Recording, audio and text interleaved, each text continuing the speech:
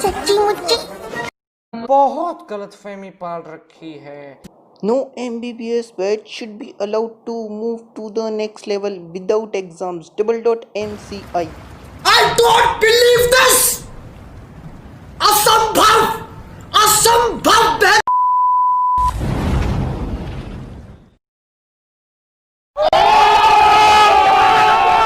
और बोलिए प्रमोद। साले का खोपड़ी तोड़ साले का। तो ज्यादा बातें ना करते हुए और बिना किसी की नाक में विनोद घुसेड़े शुरू करते हैं अपना आज का topic, injuries to brachial plexus.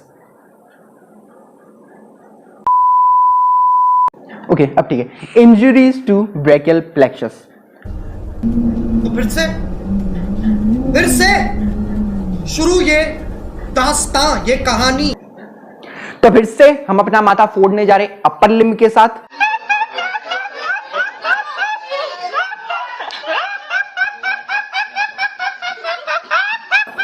Last time हमने देखा था ये जो वस्तु है भैया, जहां होता है मिलन 6 नर्व्स का, इसे हम कहते हैं एब्स पॉइंट। अब जिन सुंदर सज्जनों को नहीं समझ आ रहा कि भैया क्या चल रहा है, तो ऊपर एक व्हाइट टैग होगा, नीचे लिंक मिल जाएगा डिस्क्रिप्शन में, उस पे जाओ, उस पे जाके देखो कि हमने जो किया था ब्रेकियल प्लेक्सस का फुल डिटेल्ड चीररन, हाँ कुछ ऐसा ही किया था, उसको देख लो। और भैया नीचे एक लाल कलर का बटन होगा जिसपे लिखा होगा सब्सक्राइब, उस पे तुम ह्यूमरस फेंक के मारो चाहे रेडियस, बस वो दबा दो उसे, हाँ दबा दो। कर दो यार, तुम्हारे पैसे थोड़ी ना कट रहे, कर दो। क्योंकि अब हम होने वाले कतई रेगुलर, सच्ची विनोद की कसम। अबे साले अब हर वीक हम एक टॉपिक की बजाएंगे फुल ऑन मेम्स एंड बकलोली के साथ, वही तो मकसद है हमारी जिंदगी का। तो सब्सक्राइब कर दो, नोटिफिकेशंस वाला प्रेस कर दो, ठीक है। अब यदि हो जाए इस जगह पे इंजरी, सवाल कैसे? तो दोस्तों हमने देखा था ब्रेकियल प्लेक्सस की जो रूट्स वाला जो माहौल होता है वो अराइज होता है नेक में एंड पास करता है behind the clavicle. In case यदि हो जाता है hyper extension of neck, means यदि ये है मेरी नेक का नॉर्मल एंगल एंड ये एंगल इंक्रीज हो जाए, इसे हम कहते हैं हाइपर एक्सटेंशन। इस केस में जो नेक की रूट्स हैं, मींस जो ब्रेकियल प्लेक्सस की रूट्स अराइज हो रही है वो हो जाएंगी स्ट्रेच, एंड स्ट्रेच की वजह से हो जाएगी ब्रेकियल प्लेक्सस इंजरी। ऐसा होता है जब बंदा फॉल होता है अपने शोल्डर के बेसिस पे। इस केस में हमें क्लासिकल क्लिनिकल हिस्ट्री देखने को मिलेगी। फॉर एग्जांपल भैया पड़ोसन छत पे कपड़े सुखा रही थी, बंदा उसे ताक रहा था, ताकते ताकते उल्टा घुड़क गया तो शोल्डर और नेक का एंगल हो गया इंक्रीज एंड हो गई इंजरी, एंड अब उसका हाथ काम नहीं कर रहा।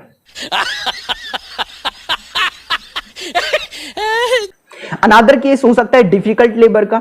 इसमें सिंपली हम समझे तो होता क्या है, बेबी आसानी से बाहर आ नहीं पा रहा है एंड मदर उसको पुश कर नहीं पा रही है। ऐसा ही केस होता है शोल्डर डिस्टॉर्शिया का। हिंदी भाषा में मैं कहूं तो बेबी का शोल्डर फंस जाता है सर्वाइकल कैनाल में। ये केस होता है क्लिनिकल इमरजेंसी का, क्योंकि इसमें सर्जन को जल्द से जल्दी बाहर निकालना होता है बेबी को। जल्दी क्यों? क्योंकि यदि ज्यादा देर बेबी रहता है मदर की सर्वाइकल कैनाल में तो उसे हो सकता है cerebral ischaemia. Cerebral ischaemia means brain को नहीं मिलेगी ऑक्सीजन और इसकी वजह से इवन हो सकती है उसकी डेथ। इस केस में सर्जन को पुल करना पड़ता है बेबी का हेड एंड हो सकती है injury to brachial plexus due to over extension of neck. और भी केसेस हो सकते हैं, जैसे हो जाए न्यूरोमा। न्यूरोमा मींस हिंदी भाषा में मैं कहूं तो कैंसर ऑफ नर्व। इसमें हो जाएंगी nerves compress directly coming towards deformity. अब यहां पर वो सारी नर्व्स हो जाएंगी पैरालाइज जिनमें है कंट्रीब्यूशन C5 एंड C6 का। तो सबसे पहले सुपीरियर ट्रंक से निकल रही थी, S से सुपीरियर ट्रंक, S से सुप्रास्कैपुलर नर्व एंड S से नर्व टू सबक्लेवियस। भाई सेंस तो बनाओ कुछ। इसके अलावा और क्या निकल रहा था? इसके अलावा सुपीरियर ट्रंक कंटिन्यू हो रहा था लेटरल कॉर्ड में, एंड लेटरल कॉर्ड की जो मेन कंटिन्यूएशन थी मस्कुलोक्यूटेनियस नर्व, वो हो जाएगी इंजर्ड। और हमने देखा था लेटरल कॉर्ड से जा रही थी एक branch root, lateral root of median nerve. हाँ, तो इसका मतलब पार्शियल पैरालिसिस भी होगी मीडियन नर्व की। ऑल्सो होगी partial paralysis to radial nerve, क्योंकि इसमें भी आते हैं C5 एंड C6 के कंपोनेंट्स। एंड होगी यहां पर पैरालिसिस एक्सिलरी नर्व की। आसान है? अबे साले नहीं है तो बना देते हैं। तो इसे मेमोराइज करने के लिए हम चलते हैं अयोध्या। उप्स, अभी रिसेंटली अयोध्या में हुआ एक शुभ कार्य। एंड वो शुभ कार्य था राम मंदिर का निर्माण। तो इसे हम याद रखेंगे अयोध्या में शुभ राम मंदिर। ए से हम याद रखेंगे axillary nerve, median nerve, S से सुपीरियर ट्रंक, एस से सुप्रास्कैपुलर नर्व एंड एस से नर्व टू सबक्लेवियस। आर से होगा रेडियल नर्व एंड एम से होगी मस्क्यूलोक्यूटेनियस नर्व। अयोध्या में शुभ राम मंदिर, ये वो नर्व्स हैं जो पैरालाइज हो रही हैं एब्स पाल्सी में। जानकी बैठे हैं मेरे सीने में।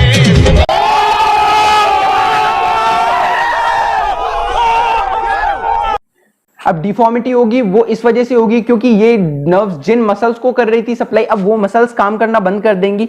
एक एक करके हम देखते हैं। आपको याद हो तो हमने डिस्कस किया था आधी तमन्ना। अब ये क्या था? आधी तमन्ना मींस एक्सिलरी नर्व सप्लाई कर रही थी डेल्टॉइड एंड टीरीज माइनर को। सो एक्सिलरी नर्व की पैरालिसिस हो जाएगी तो डेल्टॉइड काम नहीं करेगी। अब डेल्टॉइड क्या कर रही थी? तो डेल्टॉइड कर रही थी ABD, abduction off shoulder, mean shoulder को लेके जा रही थी बाहर। ये नहीं होगा तो क्या हो जाएगा? इसका हो जाएगा रिवर्स, मीन शोल्डर हो जाएगा हमारा एडक्टेड।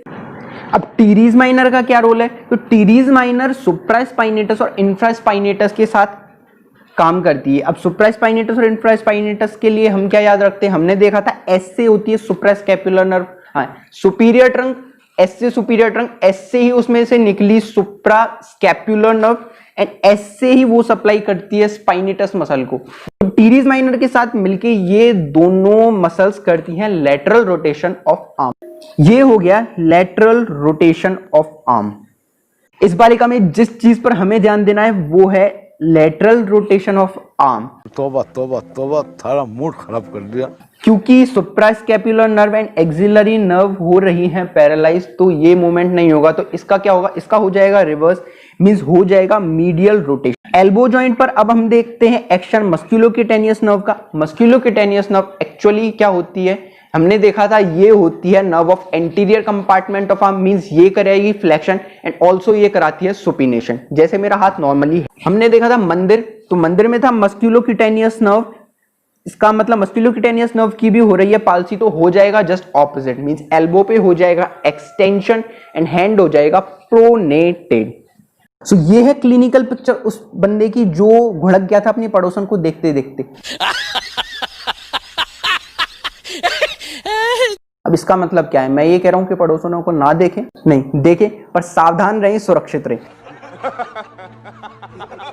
तो इस क्लिनिकल पिक्चर में हम वापस देखते हैं शोल्डर है a double D adducted and medially rotated. Medially rotated वो हो रहा था due to palsy of axillary nerve and suprascapular nerve.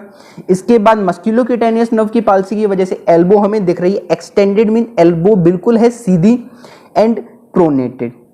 इस डिफॉर्मिटी को हमारी भाषा में कहा जाता है डकेन एब्स पाल्सी, और कुछ लोग इसको कहते हैं also policeman tip and deformity, कुछ कहते हैं पोर्टर स्टिप एंड डिफॉर्मिटी।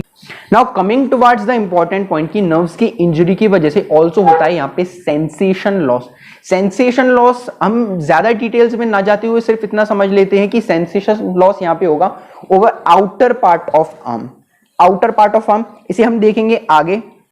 ये बात तुम्हें आगे जाके धीरे धीरे पता चलेगी। तो ये हो गई हमारी abs palsy.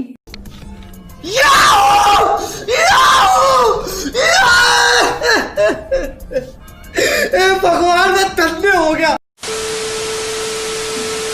Now coming towards the second thing जो है important from the university and even PG point of view, वो है क्लम्पकेस पाल्सी। क्लम्पकेस पाल्सी होती है लोअर ट्रंक की deformity. Lower trunk means C8 and T1 की यदि हो जाए इंजरी। फिर से सवाल, कैसे हुआ?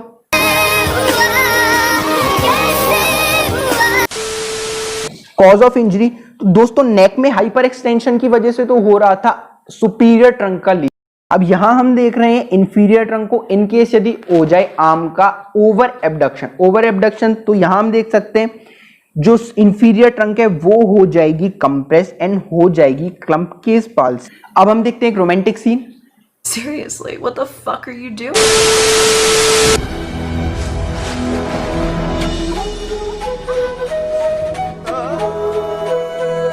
लौंडे! ओ लौंडा! लौंडा! तो यहाँ हो सकती है हाइपर एबडक्शन इंजरी। यहाँ मैं जो दिखाना चाह रहा हूँ वो है हाइपर एबडक्टेड आर्म। एकदम इन्होंने वक्त बदल दिया, जज्बात बदल दिए, जिंदगी बदल दी। ओ भाई